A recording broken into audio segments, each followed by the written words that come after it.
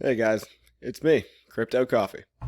Today I'm going to make a video all about a concept that Richard Hart himself popularized, but I didn't really realize that it would take on and catch fire so well among the HEX community. And among the crypto community, I think it's a message that needs to be drilled into everybody's heads because what we've been doing, guys, is not working. It hasn't been working out for us, and we need to change our habits. If you do the same thing for too long in a row, it doesn't work. That's called insanity, right, guys? So the message is very simple, and it can be boiled down into 2 to 3 words, but it resonated with me a lot. And these 2 to 3 words are simply trading is bad. So, or you can even say it like a caveman, trading bad. Alternatively, staking good, right, guys? Trading bad, staking good. Pretty simple to memorize, right? And we need to meme this idea into existence because everybody's going to get wrecked in the next bull market. When it happens again, which I believe it will, and when HEX takes off after the launch phase, which inevitably it will, we're going to need to save us from ourselves. We're going to need to save ourselves from human psychology, right? How do you do that? Well, you take away the one thing that's literally destroying everybody in crypto. Whoever in crypto has told you that they've made money, whoever is selling you their courses or their bots, they wouldn't be selling those bots if they were making money on them, because the more people that use a winning strategy, the less likely it becomes to use.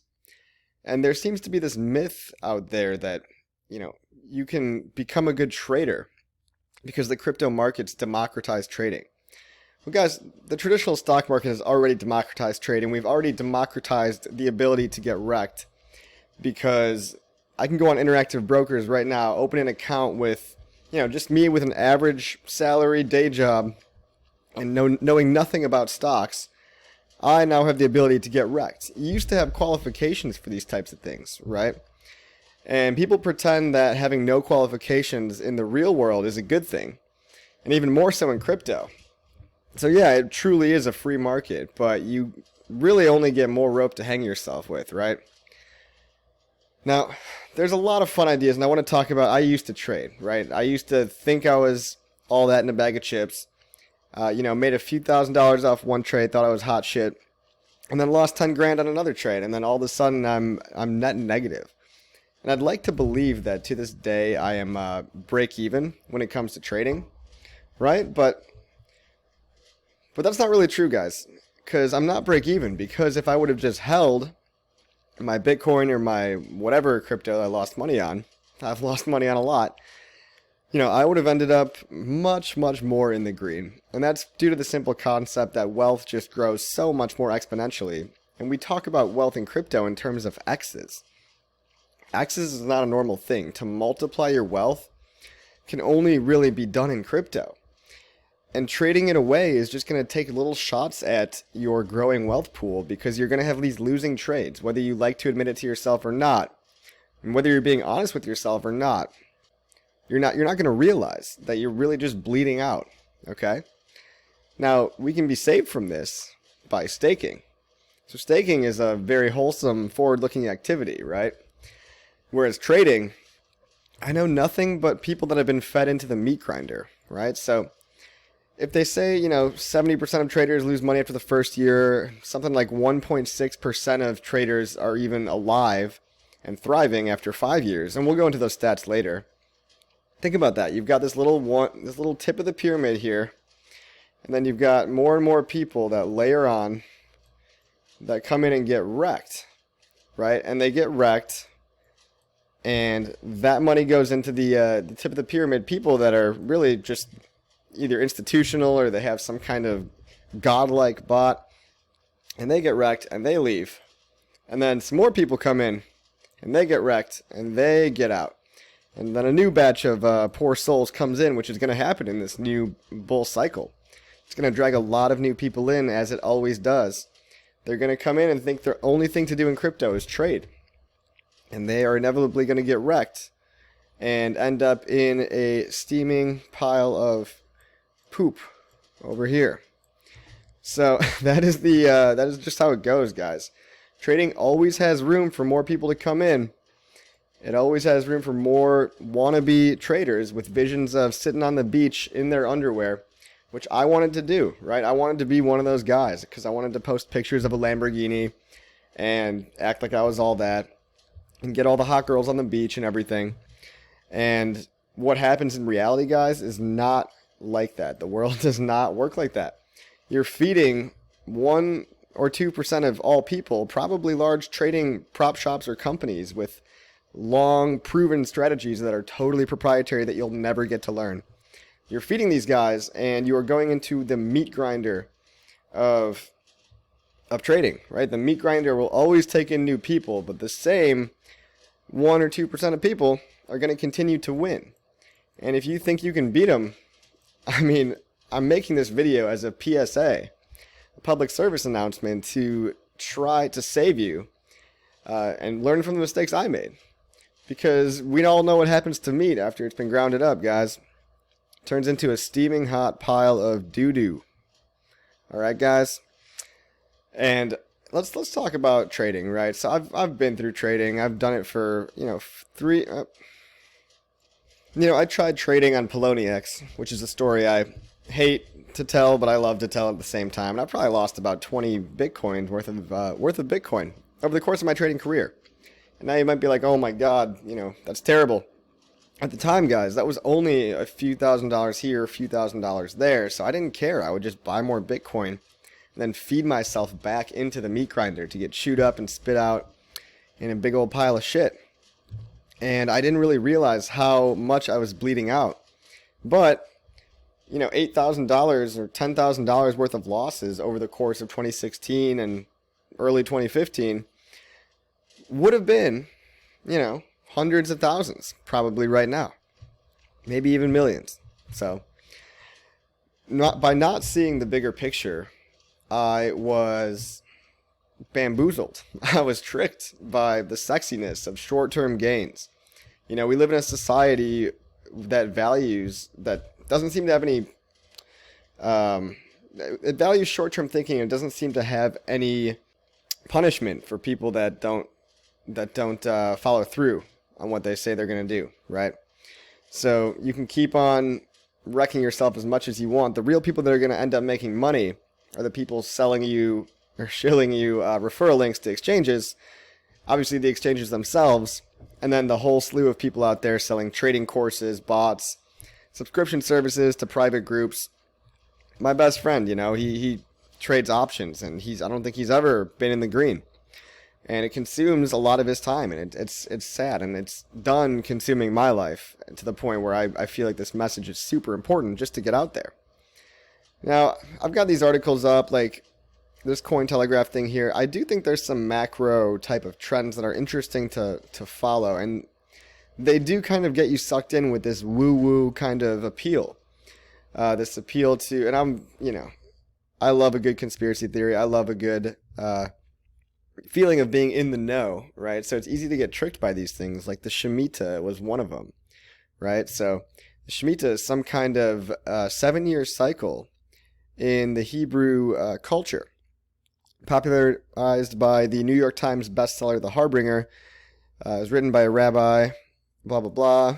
What does it really mean? It's based on it's a debt cycle that's based off of the harvest that happens once every 7 years.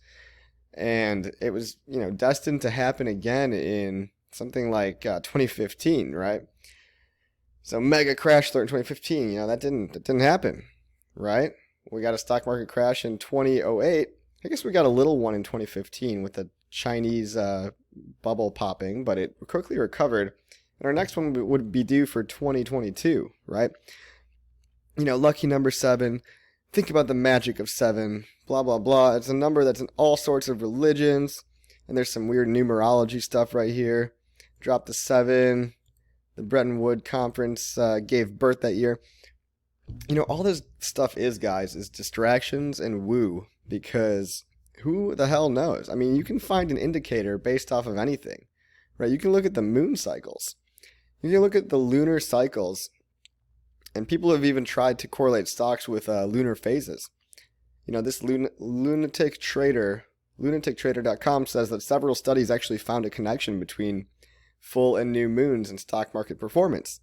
Generally, stocks tend to perform better in days around the new moon, while price weakness is more frequently seen in days around the full moon.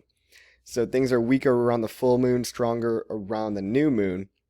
And I think on average it was about a 3 to 5% annualized return gain over the standard. Yeah, during green periods, the average gain is 10.9%. During red periods, the average annualized gain was only 3.6%. So there might be some statistical significance there. You know, again, I'm talking about more macro things, but just to try to look into all these weird indicators, you know, all this basically noise, you know. I mean, it is kind of fun, you know. I was looking up like, oh, what is going to be the astral, you know, moon, what's going to be the cycle of the moon on the big payday, right, on November 18th, 2020. So, you know, we got the horoscope chart up that I don't know why I pulled this up, but, you know, the planets are going to be, you know, Mars fights Saturn. The sun sign is going to be in Scorpio. So people in Scorpio can think clearly. You know, the moon is going to be in Capricorn. I don't know what any of this stuff means, guys. Maybe maybe our friend Good Texture can help us out with that sometime. Because I don't know if there's anything to astrology, moon cycles, Shemitah cycles. A lot of this stuff is just distractions. I mean, a lot of this, you know, stuff that makes the news, stuff that makes for a good newsworthy event is a distraction, right? And trading is just, it's always rigged against you, and there's always a narrative that you can backfit, that you can retrofit onto whatever happened to give us peace of mind. I mean, we're pattern-seeking animals, and we need that peace of mind. But I mean, at the end of the day, the middleman, the exchange, or whoever's selling you into the meat grinder is who's going to win. It's really that simple. I saw this article about the author of Black Swan, Nassim Nicholas Taleb. He wrote a really great book that I'm reading right now, so my ears perked up when I read this. He actually left Coinbase because Coinbase was not cooperative to him, he said. And this is a prime example of what happens to traders and individual retail guys all the time. The exchanges don't give a shit about you at all. So the exchange, when the crypto exchange did not cooperate with the well-known Nassim Taleb to solve his issue, he then closed his account on the exchange. He basically said that they answered him because he's got this fancy blue check mark next to his name on Twitter, but they would not necessarily have answered him if he was a regular guy. So they ignore the regular person, guys, and they only gave him a response because basically he was a high-profile individual. And look, it's true, he was high-profile enough to have made a news article, right? But you don't hear about the silent evidence of the million other guys that get wrecked by, you know, Coinbase goes down and they're highly leveraged, and Coinbase, you know, nobody can help them out. You don't hear about that stuff, you know, and then they probably end up saying something, well, you should have read the terms and conditions that nobody ever reads, and some bullshit like that, right? But at the end of the day, guys, a lot of day traders are just going to lose money. All right, so I wanted to take a look at this video. It's by Graham Stephan. You might have heard of him. He's a make money online guy. You know, even he doesn't like trading. He gives actually reasonable advice. You know, I'm going to play a little video clip for you. It's called Why 80% of Day Traders Lose Money, and then we'll get into the actual statistics about, you know, we'll talk about the actual article that he's researching in this video. Not end up well. I had some initial success getting very lucky on stocks I knew nothing about, but just saw people recommending them online.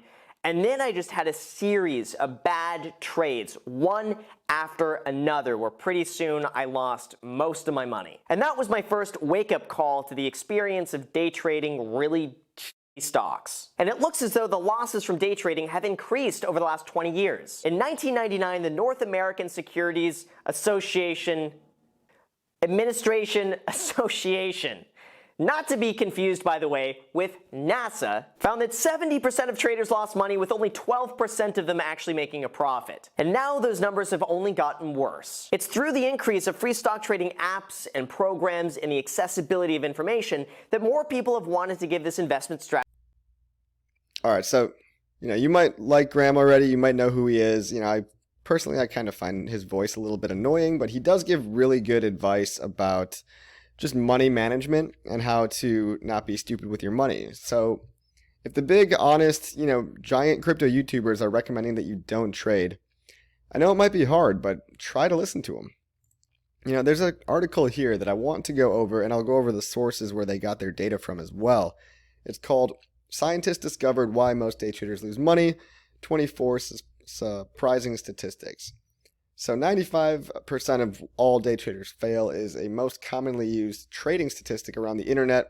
But we all know people just toss around numbers, like they're nothing. So what does that really mean? Is it really true? And I know a lot of you guys probably don't want to believe that it's true, but it really is, guys. So here is the nice little infographic. It starts off with a dream, right? You want to get rich quick. You want to get rich overnight.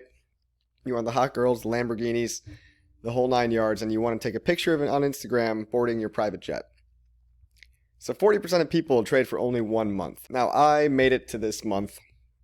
I was part of this 40% after these people that had the dream. And I was also part of the 80% that did not quit within the first 2 years, right? So I traded for more than 2 years, not regularly, but I've taken trading courses, and I didn't pay an arm and a leg for them, but I still paid quite a bit for courses, trading bots. All it is false promises, guys. So I traded for about 3 years, and I guess I made it up to this kind of tip here. Again, not active trading. My strategy was more swing trading, so holding anything from a week up to a month. Because I couldn't be active, guys. I had a job, I had responsibilities, and I couldn't be day trading. I don't want to get fired and lose money on top of that for my trades. So I figured, swing trading, short term, but mid-term trading is right for me. Anyway, I lasted until, maybe I would call it 3 years, maybe 3 years and a little bit. And only 7% of people remained for 2 years after that to the 5-year mark. Until finally, 1% of all these traders are the ones that end up profiting, right? So these are the people grinding the proverbial meat, okay? So some real stats from real studies, 80% of day traders quit within the first 2 years. I mean, already right there, your odds are not looking that great, right? And we've already seen among all day traders, 40% only trade for a month.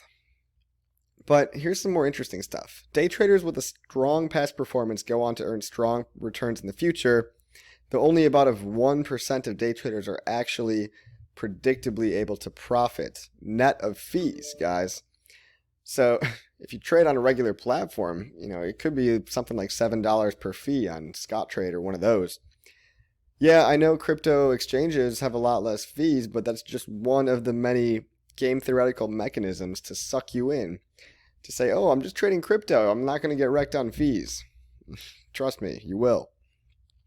Traders with up to 10 years of a negative track record continue to trade. So this is one of the only professions that even when you receive a negative signal regarding your ability, you're still going to try to do it again. It's like you're a rat coming back for your daily dose of dopamine, right? You're a hamster on a hamster wheel and you can't get off. So among all traders, profitable traders are increasing their trading more than unprofitable day traders. Okay, that makes sense. At least if they're profitable or unprofitable, they're doing it less frequently. But also if we go down here, traders don't learn about trading. So trading to learn is no more rational or profitable than playing roulette to learn for the individual investor. So traders aren't trying to learn about trading, they're just trying to win, which is why I guess that they will come back after a losing trade, because you always have that mentality of wanting to win it back, right? If you want to win something back, that's no different than playing roulette with a martingale strategy, right? So in martingale strategy and roulette, you lose once, you double down on your next trade or your next roll or spin. You do that again, and if you lose again, you figure, eventually I have to win. But, depending on how bad you are, trading can be a lot worse odds than a roulette wheel, especially because there are 1% of people that are way, way smarter than the other 99. So it's asymmetric information, and the people at the top are gonna eventually take all your money. Some other random kind of interesting stats: poor individuals tend to spend a greater proportion of their income on lottery purchases, right? And crypto is perfect for this. We look at all of these little DeFi projects as if they're our lottery ticket. Ooh, maybe Compound is going to be my ticket to the moon. Or maybe it's EWT, or maybe it's BNB. I mean, only a very few, less than 1% of these coins are lottery tickets. So that lottery purchasing mentality is what draws in people to trade. And unfortunately, that's usually poor individuals. I would guess that they're in lower economic conditions. Yeah, that's actually the next. Yeah, they're in lower economic conditions, and they want to increase their status, right? So it says right here, poor young men who live in urban areas and belong to specific minority groups. Men trade more than women, and unmarried men trade more than married men. So, I was this guy. I was the definition of this demographic for a while. I wasted not that many hours of my life, but probably wasted some hours, I probably wasted some weeks of my life. Within each income group, gamblers underperform non-gamblers. I don't know what that means. Anyway, guys, traders with a higher IQ tend to hold more mutual funds and a larger number of stocks. Therefore, people that really know their shit, that have been around the block, they're only trading with a small percentage of their stack, right? So it's like, if you're gonna drink, it's like how your parents might have told you, well, if you're gonna drink, do it responsibly, or something like that. It's like, if you're gonna trade, do it responsibly. So traders with a high IQ, that means they're not trading their whole stack of money. They might consider trading as their play money or their funny money, and really they've got 90% tucked away in stocks, mutual funds, and things that are safe, real estate and all that. Well, that's all relative, but that's a different discussion. Anyway, it's not a surprising statistic that most traders fail, but there is some proof, and we'll get into the study that showed that where a lot of those stats came from. And of course, what is this website? Tradecity.com, Tradecity. It's a website that's selling you courses on how to trade. So, how ironic is that? That this really, they're telling you, hey, most people lose money, guys, but again, if you want to trade, you can pay us for our little masterclass over here, right? It's disgusting. So yeah, guys, if you're going to trade, it's a full-time job or it's nothing. Or if you really, really have to trade, it's like drinking. Try to do it sparingly, right? And with only a tiny portion of your stack. And I'm kind of a hypocrite. Maybe I should take my own advice sometimes, right? But it's also kind of the Dunning-Kruger effect, right? People tend to think they're smarter than they really are, right? That's why one of the stats down here was something along the lines of, when people make winning trades, they increase their frequency of trading. And that really just increases their chance for losses, right? But that is the Dunning-Kruger effect. People tend to hyperinflate how smart they really are. So it's good to be humble, guys, and trading will definitely humble you if you're in it long enough.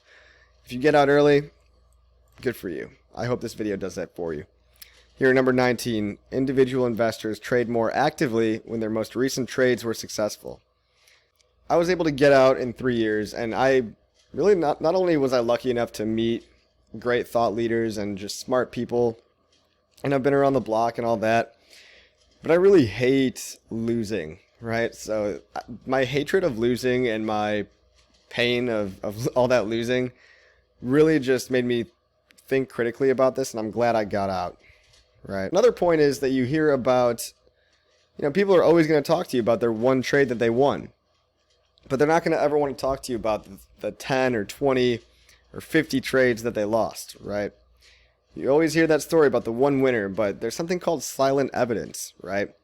Silent evidence is all the people that failed, all the trades that went awry. It's called the survivorship bias, right?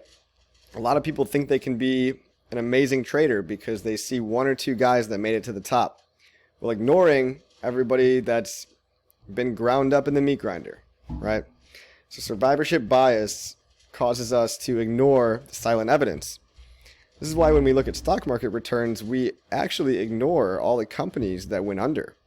So when we look at the likelihood of stocks to go up, a lot of times we ignore evidence that's right in front of us, but that we just don't really like to look at because it's not very pretty, right? We don't like to look at all the dead companies out there. Listen, guys, I don't want to be all negative, right? There's some bright positive news out there. I just read this article the other day, maybe a week ago. Decentralized exchange volume is up 70% in June. Pretty cool, guys. It's up a lot. So let's take a look at this article here. Yeah, June trading volume on decentralized exchanges hit a record high of 1.52 billion. Amazing. And the reason this is good is because this kind of software, at least not yet, is not really ideally targeted towards traders, right? Look at Uniswap. It'd be really hard for a trader to make to do a lot of their complex trading on there because it doesn't have a lot of the same market maker tools or the same charting software, or it doesn't even have limit orders unless you really know what you're doing. And I'm sure maybe it will someday. Maybe we'll get to a point where DEXs become, more complex. But to me, I see this as a good thing because when I go to Uniswap and all I can do is swap it, I don't even have a chart in front of me to look at the price. I mean, that goes right along with this whole mentality of staking good, trading bad, right? So to get rid of that trader's mentality, it's nice to see people valuing security and valuing DEXs and all this stuff. So this was Dune Analytics, and they said that significant growth could partially be attributed to proliferation of automated market makers, maybe. As a result, these markets offer greater liquidity and less slippage. That's definitely important and attractive to bring in new people to new platforms. You got to have liquidity. HEX has a ton of liquidity. It has the most liquidity on Uniswap. Unfortunately, they don't give HEX as a reason, but I would be very curious, how much of this volume was due to HEX alone. I mean, it's the top pair on the top decentralized exchange, but you're not going to be seeing anything like that anytime soon. Until, you're not going to see legitimate statistics on how much HEX has actually offered the DeFi ecosystem until it's much, much more popular than it already is. But I digress. Now, I wanted to point out a cool, fun fact that Good Texture mentioned. He might have been pointing out this fact from a little while ago. He said that CoinMarketCap.com was actually a top 500 web traffic company of all time. I love that guy, man. He's super smart. Go subscribe to his channel. But I was looking at the metrics for CoinMarketCap.com to get a sense of how addicting it is for people to be checking these prices all the time, right? And I know we're in a bear market, so I think his metric might have been a little bit old. But CoinMarketCap is the top 895th ranked website over the past 90 days of all time, guys, of all time. That's incredible. I mean, that's ridiculous. And, I'm sure the top 100 are like porn and stuff like that. But, this just goes into how often people are checking this stuff. They're checking it like mice in trying to get a piece of cheese. I was on the Blockfolio app the other day and I saw a statistic that the average Blockfolio user checks their app 8 times a day. Now, how many other apps have that kind of stickiness and addictive potential? I would guess only things like Instagram, Facebook, Twitter, and the big social media platforms have higher numbers than that. I mean, 8 times a day to be checking an app? So you're checking on your prices 8 times a day as if that's going to change your reality. As if you observing the price is going to change your reality or give you any more satisfaction at all. It's going to give you a tiny little hit of dopamine, and it might try to lure you back into trading. So I don't even advise checking the price very often. I go to CoinMarketCap to see, different exchange rankings and stats from time to time. Just like Blockfolio, I like to be aware of what's going on, but my days are pretty good when many days I'll go for the full day without even checking the price of HEX. Now it sounds crazy, right? But HEX is one of the only coins that it doesn't matter because you know how long you staked it for. And me personally, I staked years out. So I have stakes ending anywhere from 2 to 15 years away. Yeah, so I'm not checking it every day, and I just thought that was an interesting statistic as well, that people check their Blockfolio app 8 times a day. That websites like the Coinmetrics websites are in the top 1,000 of all global traffic. And it's just really a testament to the addictive potential of trading and prices and seeing those little green and red numbers every day. So that's it, guys. I mean, is trading ethical? We could talk about the ethics of trading or the morality of it. I don't really even want to go there. I mean, are zero-sum games ethical? Because that's what you're doing when you're trading. You're trying to take somebody's money on the other side of the screen that doesn't want you to have it. That's a direct quote from Richard Hart. And at the end of the day, someone's losing and someone's winning. And if more people are cycling through, and if more people are coming in, getting wrecked, losing, and then there's infinite supply of new people coming in, only a really, really small 1% of people are going to take all the other money of the other people that end up in that steaming pile of meat. That's the meat grinder, right? So if you don't want to end up in the steaming pile of meat, I don't think trading is ethical. I'll say it. I don't think it's an ethical thing to do, but ethics are defined for you personally, and you don't have to agree with me on that. I don't think it's ethical because other zero-sum games like a sporting event, if you're playing basketball, at least that ends when you leave the court, right? At least that somebody wins, somebody loses, and then you go home, right? It only lasts an hour or two. Or even watching a game on TV, it lasts a certain amount of time. Somebody loses, somebody wins. Sports gambling is probably just as bad, right? But if you're playing a zero-sum game, I think it's best when people can leave at the end of the day and shake it out, and at the end of the day, there's no hard feelings. But the problem with trading is the addictive potential, which I just demonstrated with stuff like these stats. And, the potential to keep bringing in new people and bringing you back frequently with no end in sight. So this is the study from the previous article I just went over. Do day traders rationally learn about their ability? Surprise, surprise, guys. The answer is no. But I'll read through the abstract here. They analyzed the performance of people that engage in day trading in Taiwan between 1992 and 2006. And they test the proposition that individual investors rationally speculate as day traders in order to learn, and whether the ones that learn end up possessing a superior trading ability. So what was consistent with models of rational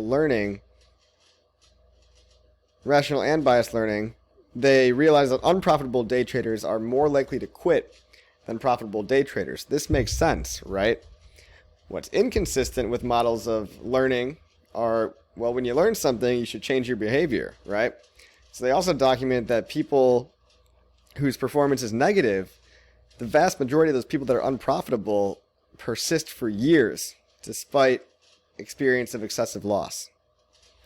So that is not rational at all. So going down here, here's the 75% of traders quit within 2 years. That's that statistic. I want to see where they talk about poor performance, right? So here it is. Previously unprofitable traders with 50 or more days of past trading experience have a 95.3% probability of doing it again in the next 12 months. So 95% of the time, people that lost within the most recent 50 days are coming back for more. While previously profitable traders within that same time window come back 96% of the time. So really there's no difference given 50 days. And people that win, people that lose. It doesn't matter if you lost, you're still going to come back just as frequently as the people that won. So this is the meat grinder effect. I think they should have called this the meat grinder effect, right? People don't seem to learn, or it takes them a very long time to learn. It takes them about 5 years to learn that they suck at trading, right? So a game that ties you in statistically, where you're not likely to realize and learn from your performance, your shitty performance, This is a game where it'll drag you along on the ground for years before you quit. I can post the link to this this study below because it actually is legitimate data, right? We love data. So I'll post that in the description if you guys want to read the whole thing. But why does this meat grinder effect occur? Well, it's kind of similar. Not only is it super easy to access these platforms, but it's kind of akin to a casino, right? Where if you have $500 in your pocket, it costs you nothing to go in and put another dollar in the machine for another opportunity to lose. Right? So really, if you're trading with a tiny percent of your stack, and let's say, well, I'm sure some people get wrecked and blow up their accounts right away, right? I've been on Wall Street bets. I know there's people that do that are one and done, kind of one pump chump guys. But if you're a wannabe trader and you're trying to be smart about it, and you're only betting 1% of your stack, and you're doing proper money management, which is, you know, what I said earlier, if you're going to trade, do proper money management. It's all about money management, but it costs you no harm to yourself. It costs you no immediate harm to enter right again. So there's no effort that it takes. You're just sitting by a screen clicking a button. I mean, you don't even have to get out of your chair. You don't have to go talk to anybody if you want to enter another trade after you lost. So the ease in which somebody can get back in after losing is, I think, what really contributes to this meat grinder effect, right? It's really easy. There's no, you know, if you play sports, you expend a lot of physical energy. I mean, if you lose a game, you don't really have the energy to lose another game right away, right? You want to go eat some food and take a shower. So trading does not have any of that stuff. You just click that green button again, guys, and see what happens. You know, roll the dice. Which is like gambling in general, right? That's why people lose money in all of gambling. Because if they have a set amount of money, it's really not that hard to say, hit me, and tell the dealer to give you some more cards. One more point, guys. There's not many professions out there where people can commit suicide as a result of it. And this is very, very sad. We've all seen this. This was big news about 2 weeks ago. A young trader dies by suicide after thinking he racked up big losses on Robinhood. It's not even that he did rack up losses. There was a UI bug in the Robinhood app that made this poor guy from Naperville, you know, right nearby Chicago, and made him think that he lost over $700,000.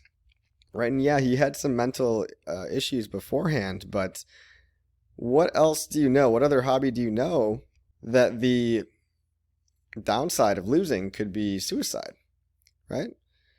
So on Reddit, you know, Wall Street Bets, people often joke about major losses, but this is really not so much of a joke, right? So yeah, this is not a game, guys. It's people's lives. It's people's livelihoods. Do you really want to pick this as your profession, guys? Because inevitably, if you're being honest with yourself over time, you're not going to learn the right way. I was going to even talk about the Tone Vays method of trading, right? I was going to talk about how to do the TD sequential and basically chart patterns and all that stuff. You know, in the same mentality of if you're going to trade, you know, at least learn a strategy. I can tell people that offline. I might just do another video later, but I don't even want to do that anymore because I'm kind of just sick of thinking about it. I'm sick of even thinking about it. I'm not even going to go over this part, guys. So what can you do instead of trading, right? That's very depressing. It's a very depressing conversation. But luckily there's a fix, guys. There's a cure. And it's called HEX. In HEX, we like to take all of the pain out of trading, and you don't even need to, guys, because HEX rewards people that believe. It rewards people with a long-term mentality, and it rewards people that stake it and forget about it, right? So this is go.hex.win. If you want to go here, this is where you learn how to stake your HEX, and you just click one button, pick which day you want to end your stake on. And I've got some test stakes up here just so you can see what it looks like if you haven't seen it already. When a stake is over, you can end your stake, but if you end it early, you'll get penalized, right? So this idea of penalizing people that don't believe, that can't think long term, is what's so beautiful about HEX. It brings in people that really believe in the project, like myself. And just like the real world, if you end a CD and you don't follow through on your word and do what you said you were going to do, you get penalized. Now, luckily, as HEX grows and as the market cap grows, there's going to be more coins that are going to be worth more in the future, we believe, right? Not a guarantee, not financial advice, but it's much more likely that we're going to have the ability to get an equal or increasing piece of a pie that's increasing, right? And this is how really wealth is made, right? People make wealth from investing, right, in companies and stuff like that. That's why you hear about companies talking about how to scale, because they're thinking about how to multiply their money and multiply their value to as many users as possible. So HEX is about scaling, whereas trading is about taking someone's money that's sitting on the other side of the screen and taking it back to yourself. So guys, trading is bad and staking is wholesome and good for your health. As always, keep calm and have a good rest of your day. Maybe go stake some HEX while you're at it. See you later.